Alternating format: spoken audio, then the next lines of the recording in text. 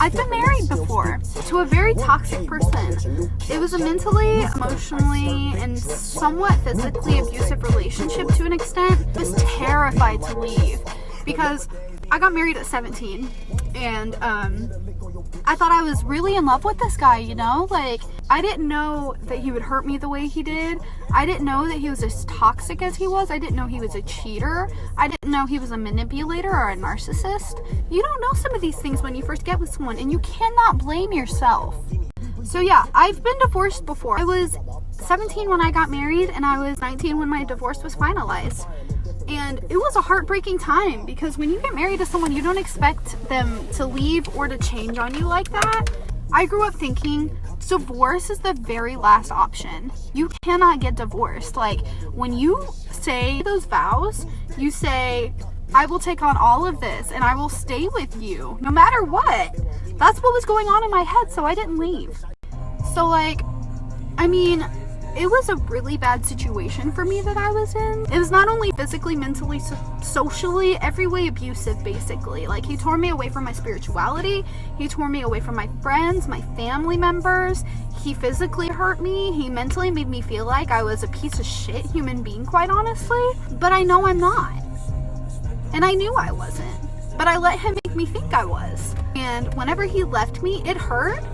But I found myself. I found who I'm meant to be. I lost myself whenever I got with him, not realizing it. All my family was telling me I wasn't myself, and I did not believe them. I believed that I was still the same Alyssa, and I was not. Yeah, so we got together in June of 2018, engaged by August of 2018, and married by November of 2018. Shit just started hitting the fan.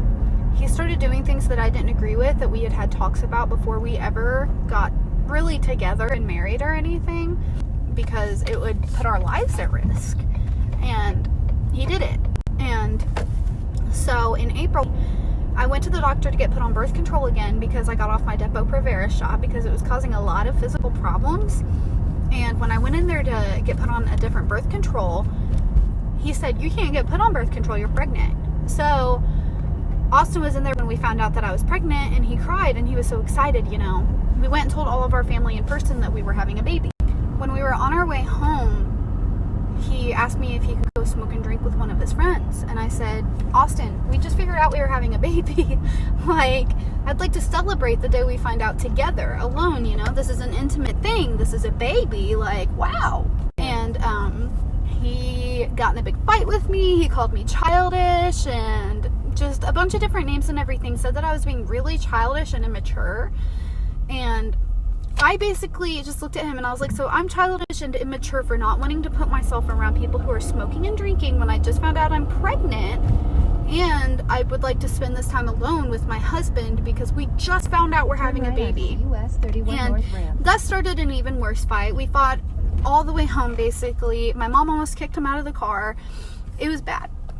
So, like, after the miscarriage, we started having a lot more issues with respect and everything. Like, he would just, purposely put himself in situations that he knew I didn't like. Put himself in dangerous situations. Put himself in situations that could be fatal to our relationship, really. And he would want to go out at midnight or later to go get stuff, and I had to work at 4 in the morning. And I was the one with the license. So to get me to go out, he'd be like, fine, I'm going to have this and this girl come pick me up and she'll take me. And he would always threaten it with girls. It was never his male friends. It was always females, because he knew that would get to me and get me to do whatever he wanted, because I knew the type of person he was. I knew he didn't care to cheat on people. He's done it to me before, so why the fuck wouldn't he now? He always made me feel crazy too. Like, I would get in an argument with him about something, or he would be cheating on me blatantly to my face. Like, he'd be on the phone with one of his friends and he'd be like, sorry, my wife's being a bitch right now, or something like that. Just blatantly disrespecting me to his friends. And then his friend would be on the other line, oh yeah, I know how that is, my wife is the same way. And the day he kicked me out, it was like a sigh of relief. I could finally tell him all of the things I kept on my chest for so many months. And I let it rip, basically, and I tore him a new asshole, and basically told him, no one's ever gonna be here for you the way that I have been. No one's gonna love you the same way. You're a toxic asshole. No one's ever gonna be here for you like I was.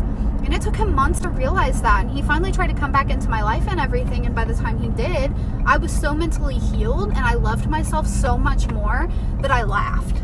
So back in August, he tried getting back with me. And it was August of 2020. We had been split up for probably about 8 months at the time.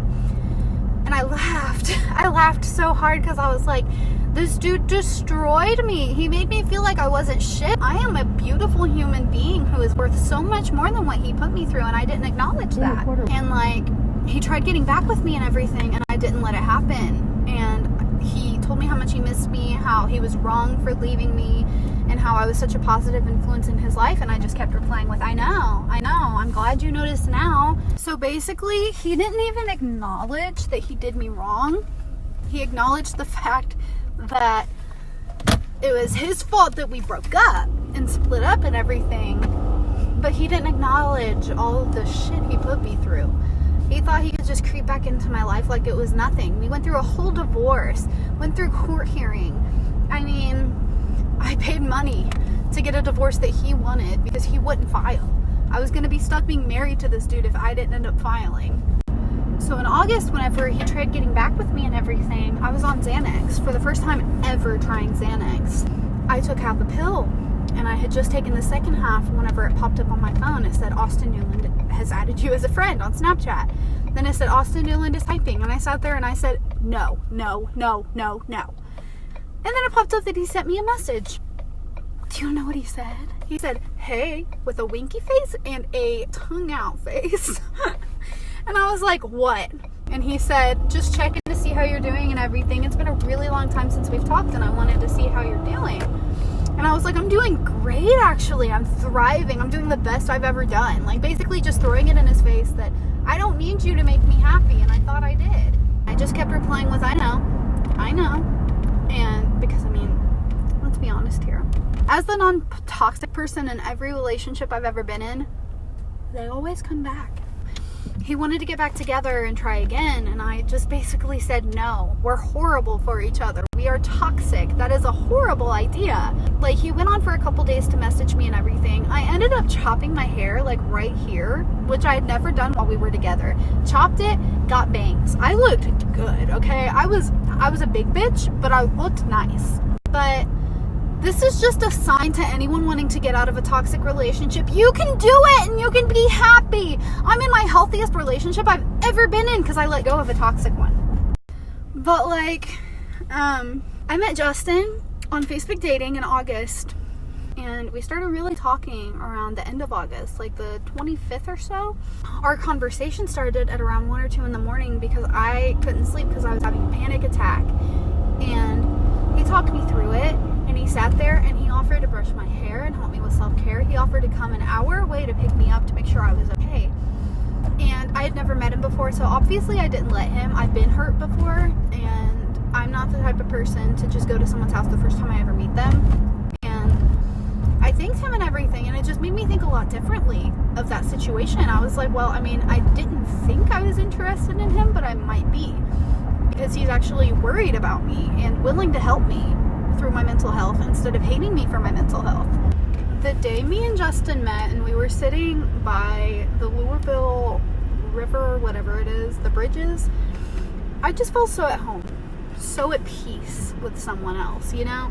And I had never felt that on a first date with anybody, and I had never been able to open up as much as I did with him the first time we met with each other. And